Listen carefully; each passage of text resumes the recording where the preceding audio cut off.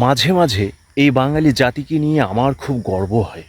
এর কারণটা হচ্ছে এই দীর্ঘ ৯ মাস যুদ্ধ করে এই বাঙালি জাতি একটি দেশ স্বাধীন করেছে। এই বাঙালি জাতি দিন রাত ২৪ ঘন্টা এক করে তারা এত পরিমাণ জনসংখ্যা উৎপাদন করেছে, যা বিশ্বের দরবারে মাথা উঁচু করে দাঁড়ানো সম্ভব। এই বাঙালি জাতি, একটা কথাই আছে যে নাথিং ইজ ইম্পসিবল। আসলে বাঙালি জাতির পক্ষে কোনোটাই অসম্ভব নয়। যখন আমরা এই বাংলাদেশের জনসংখ্যার দিকে তাকাতে যাব, আসলে বাংলার যে বাঙালি জাতি, এটা কখনোই পিছপা হওয়ার জাতি নয়।